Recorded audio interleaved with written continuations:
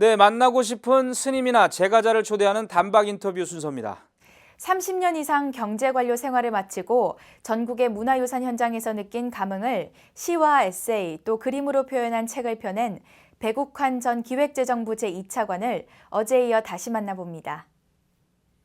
예, 차관님 안녕하십니까? 네. 배국환 전 차관님을 다시 모셨습니다. 이 책을 내신 거에 대해서 일부 시간에 이제 배롱나무 꽃필 적엔 병산에 가라 이 책에 대해서 여러 가지 얘기를 나눠봤는데 사실은 이제 일부 시간에도 잠깐 말씀하셨습니다만은 이 책을 쓰기 위해서 이제 여러 유적지라든지 이제 현장을 가야 되는데 주로 그 현역에 계실 때는 시간을 내기가 쉽지 않았고 주로 이제 그 감사위원을 마치신 이후에 집중적으로 다니신 거죠? 그렇습니다. 어려움은 그때, 없었습니까 좀? 아유, 어려움이 없겠습니까? 그 관료 때 생활을 할 때는 시간이 없어서 안 됐고요. 그다음에 시간이 많다 보니까 많을 때는 또 그 나름대로 또 어려움이 있습니다. 네. 이제 전국 이거는 문화유산이라는 게 전국에 다 퍼져 있잖아요. 그렇죠. 그래서 많은 곳을 이렇게 가봐야 되는데 그게 쉽지가 않죠. 아, 우리 차관님께서는 이렇게 말씀하셨습니다. 우리 문화유산을 국가 브랜드로 육성을 해야 된다. 그리고 사실은 가장 한국적인 것이 가장 글로벌한 경쟁력을 가질 수 있다라고 하셨는데 그 근거가 있습니까? 네. 네. 제가 좀 창피한 일인데요. 외국인이 우리나라 문화를 보면서 우리나라 문화를 더 높이 평가를 합니다. 우리나라 사람보다요? 네, 우리나라 사람보다도. 어. 그런데 그분이 누구냐면 바로 이제 파리가 이제 문화가 상당히 발달된 나라 아니겠어요? 예. 그런데 이분이 뭐라고 그러냐면은 니네 나라에는 자기 프랑스의 모나리자보다도 더 훌륭한 문화유산을 니네는 갖고 있더라. 그래서 자기가 얘기하는 게 뭐냐면은 바로 이 달 항아리 같은 걸 얘기를 합니다. 그런데 왜 이런 거를 국가 브랜드화하지 않느냐? 니네는 훌륭한 그 문화유산이라는 자산을 가지고 있으면서도 왜 그거를 상품화하지 않느냐는 거예요. 그래서 저는 그런 얘기를 하고 싶습니다.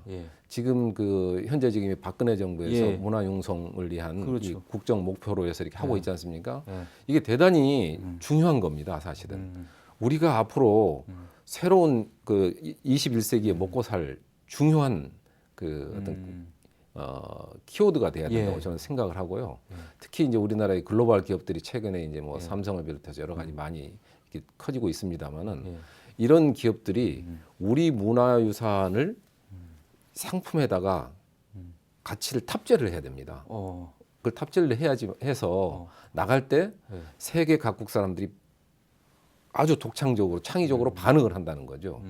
그래서 그게 글로벌 경쟁력을 가질 수 있다 이렇게 보는 겁니다. 그래서 가장 한국적인 브랜드 하면은 달 항아리다 이렇게 또 언급하셨는데 그런 얘기를 합니다. 저기 그 기소로망은 그 양반이 이제 기소로망. 파리 정치대학 교수셨는데 이분이 하는 말씀이 그거예요. 한국 사람들은 누이비통을 사면서 원가의 4배나 되는 주고 사지 않느냐. 그걸 왜 그렇게 사느냐. 산다 이거죠. 파리의 프랑스의 문화와 가치를 사기 때문이라는 거죠. 그것이 제품에 담겨 있기 때문에. 우리도 마찬가지입니다. 우리도 한국적인 가치가 이 어떤 제품에 녹아 들어간다면은 외국 사람들이 우리 제품을 사기 위해서 아마 원가의 몇 배를 주고 살 겁니다. 알겠습니다. 자, 이 책을 보니까 이 여러 현장이 있는데 그 비극적인 현장들이 있어요. 그 우리의 어떤 순환의 역사가 이제 담겨 있는데 이 비극적인 현장들을 우리가 꼭 좀 많이 알고 인식하고 있어야 된다 이렇게 보시는 겁니까? 제가 왜 그 책의 앞에 부분에 비극적인 현장을 먼저 담았냐면요. 우리는 그 역사를 시간이 지나면 금방 잊어먹기도 하고 별로 관심을 안 갖기도 합니다.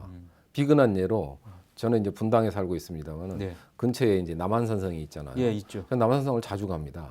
남한산성이라고 하는 거는 병자해란 호란을 거치면서 인조가 그리 피난왔던 곳입니다. 그렇죠. 피난왔던 곳인데 그 현장에서 우리는 아주 쓰라린 그 역사를 가지고 있습니다. 병자호란 당시에 임금이 거기에서 항복을 해서 나와서 3번 절하면서 9번 머리를 찍고 하는 그런 장면을 우리는 다 기억을 하실 겁니다. 그런 비극적인 현장이거든요. 역사의 비극을 잊어버리면 언젠가 우리는 또다시 그걸 당한다는 거예요. 명성황후가 시해됐던 우리 장소를 아시죠? 경복궁에 올라가시면 저기 오코르라고 있습니다. 오코르에서 명성황후가 시해를 당했는데 그 장면을 어떻게 우리 국모가 네. 시해를 당했는지 정확하게 알고 계신 분이 드물다는 거예요. 실제로는 제가 이 방송에서는 제가 얘기를 못 하겠습니다, 솔직히. 그 책에는 이제 글로는 적었습니다만은 그 훨씬 더 잔인한 방법으로 시해를 당했어요. 그런 거를 정확하게 우리 국민들이 이해를 하고 그래야지만이 또다시 그런 치욕을 안 당한다는 거예요. 그래서 제가 앞에 부분에 비극적인 장면들을 비극적인 역사가 있었던 지역을 대상으로 이렇게 7군데 정도를 이렇게 정리를 했어요. 꼭 그 부분은 우리가 좀 마음속에 넣어둬야 그렇습니다. 무슨 그 축복의 현장이라든지 아주 자랑스러운 현장 이것도 물론 중요합니다만은 이걸 이렇게 또 우리가 그다음에 잊지 이제 말아야 제가 되겠죠. 두 번째 파트에서는 그걸 예. 다뤘죠. 우리 선조들이 가지고 예. 있었던 문화적 예술적인 감각과 예. 이 숭고한 그 예술 혼들을 담았습니다. 그렇죠. 예, 알겠습니다. 자, 지금까지 쭉 얘기를 나눠봤는데 결국에는 이 책을 통해서 이 차관님께서 꼭 전하고 싶은 메시지 요약하면 어떤 겁니까? 그겁니다. 첫 번째는요. 첫 번째는 우리 역사 문화를 이해를 하는데 정확하게 이해를 해야 한다는 겁니다. 솔직히 말해서 우리 한국 미가 가지고 있는 미가 뭐죠 하고 물었을 때 이거를 아주 정리돼서 얘기할 수 있는 사람이 드뭅니다. 우리는 다 아는 것 같지만 실제로. 그래서 그 부분하고요. 또 하나는 중국 문화나 일본 문화를 무시하지 말라는 거예요. 우리 문화만 이게 좋다는 국수적인 생각도 갖지 말라는 겁니다. 뭐냐면은 문화적 상대주의적 관점에서 저 나라 문화도 나름대로 이렇게 발전을 해서 나름대로 우리가 본받아야 될 문화의 어떤 멋이 있고 일본 문화도 그렇고 우리 문화도 그렇고 우리가 갖고 있는 장점은 뭐고 하는 거를 상대주의적인 관점에서 봐달라 하는 거를 하나 말씀드리고 싶고요. 두 번째는 우리 문화에서 아까 말씀드렸듯이 경쟁력을 찾아야 된다는 거예요. 우리한테 우리 한국만이 가지고 있는 독창성, 창의성 이건 우리 문화에 있다는 거죠.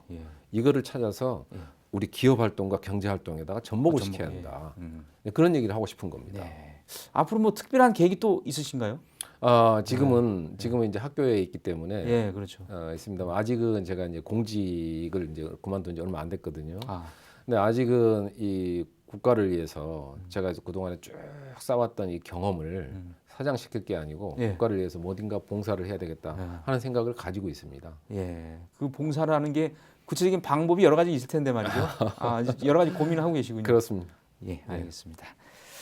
예, 이 2회에 걸쳐서 이렇게 나눠봤는데요. 참 우리가 그 간과하고 있었던 게 무엇인가 이런 걸 좀 생각해 보게 되는 것 같습니다. 예, 대단히 고맙습니다. 예.